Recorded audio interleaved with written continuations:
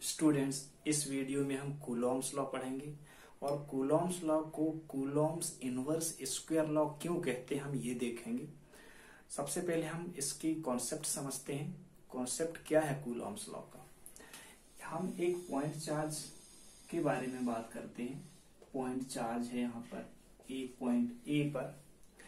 इस point charge के चारों ओर इसका एक प्रभाव होगा।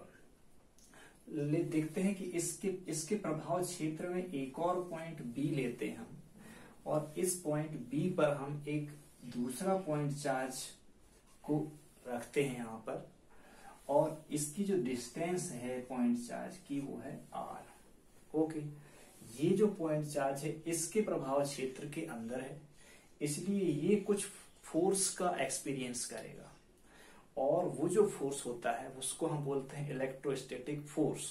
ओके, तो फिर इस पर इलेक्ट्रोस्टैटिक फोर्स कितना होगा, मैग्नीट्यूड उसका क्या होगा।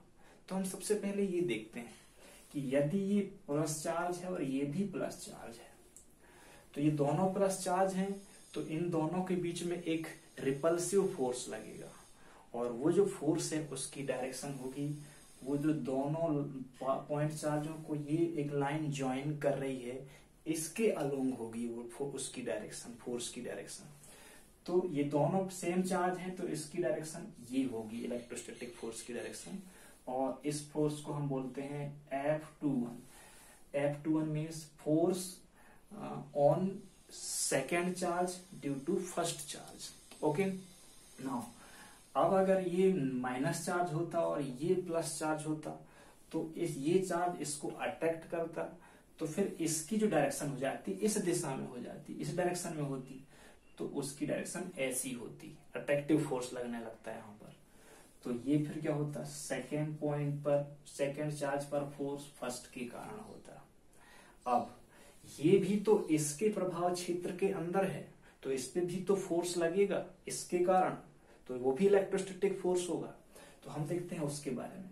देखिए, ये माना ये एक Q1 चार्ज है और ये वही Q2 चार्ज है यहाँ का।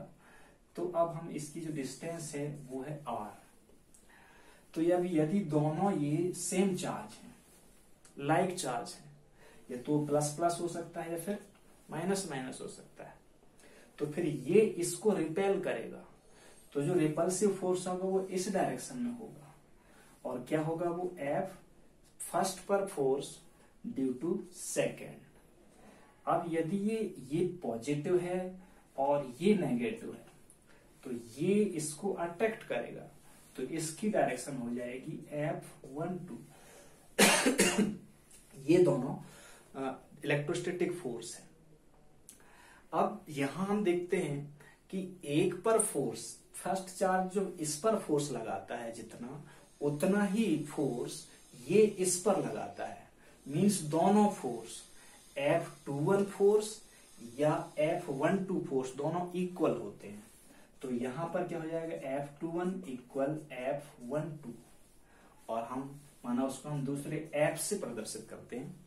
तो ये हुआ, ये जो है electrostatic force between two point charges. तो अब हम देखते हैं इसका मैग्नीट्यूड हमको फाइंड करना है, ठीक है।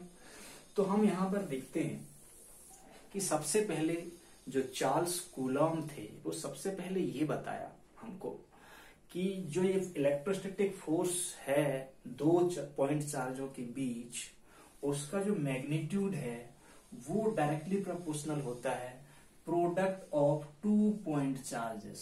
प्रोडक्ट मीन्स मल्टीप्लिकेशन या गुणा, तो वो F1 इंटू F2, इन दोनों के बीच का फोर्स जो है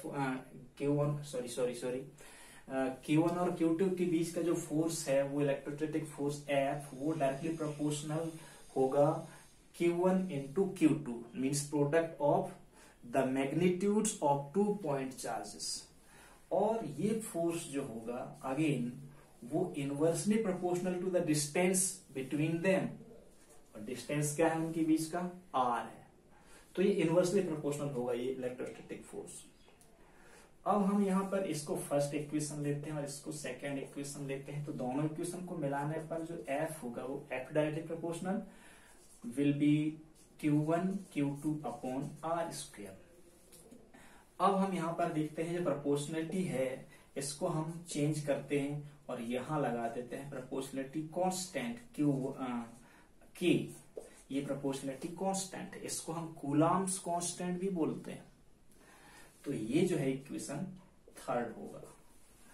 अब हम यहाँ पर ये देख रहे हैं कि इसको हम Coulomb's square Coulomb's inverse square law क्यों बोलते हैं, क्योंकि यहाँ पर जो डिस्टेंस है ना, डिस्टेंस के स्क्वायर का इनवर्सली प्रोपोर्शनल होता है ये फोर्स, और इसलिए भी हम इस फोर्स को हम क्या बोलते हैं, Coulomb's inverse square law. Okay, clear.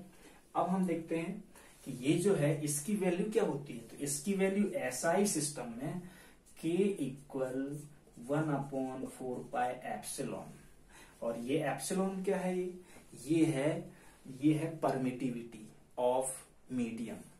किसी भी मीडियम में यदि दो चार्जेस हैं तो उस मीडियम का परमिटिविटी है, ठीक है ना। और इस परमिटिविटी को हम डायलेक्ट्रिक कांस्टेंट भी बोलते हैं। तो ये जो परमिटिविटी होता है वो डायलेक्ट्रिक कांस्टेंट के इक्वल होता है, वही चीज है डायलेक्ट्रिक कांस्टेंट या फिर परमिटिविटी ऑफ मीडियम, ठीक है ना। तो अब हम इसकी वैल्यू फाइंड करेंगे। तो जो के या फिर के की वैल्यू होती है, अभी यहाँ पर ये वाला के ये नहीं है, ये जो कैपिटल के लिखा हूं मैं ये वाला के नहीं है, वो अलग से के है। तो इसको हम छोड़ो, यहाँ पर हम देखते हैं वैल्यू इसकी फाइंड करेंगे पहले। तो हम एक रिलेटिव परमिटिविटी देखते हैं जिसका फॉर्मूला होता है एप्सिलॉन आर, और यहाँ epsilon upon epsilon not. Epsilon means permittivity of the medium, epsilon not means absolute permittivity और द परमिटिविटी ऑफ वैक्यूम और एयर। तो ये होता है। तो फिर एप्सिलॉन इक्वल हो जाएगा एप्सिलॉन नॉट इंटू एप्सिलॉन और आर। इस वैल्यू को हम थर्ड इक्वेशन में पुट करेंगे तो फोर्स की वैल्यू कितनी हो जाएगी, ये होगी 1/4 पाई एप्सिलॉन की जगह हम क्या लिख देंगे, इतनी। तो एप्सिलॉन नॉट एप्सिलॉन आर और Q1 Q2 upon R square. Okay, ये एक फॉर्मूला हो गया।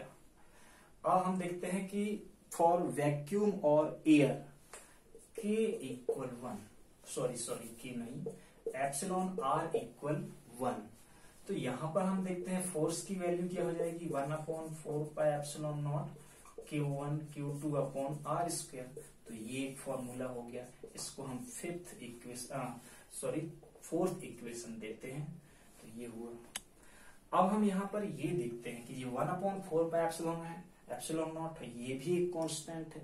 तो इसकी वैल्यू क्या होगी, तो हम उसको देखते हैं। तो हम ये देखते हैं कि जो एप्सिलॉन नॉट है ये है absolute permittivity of the medium. Absolute permittivity of the medium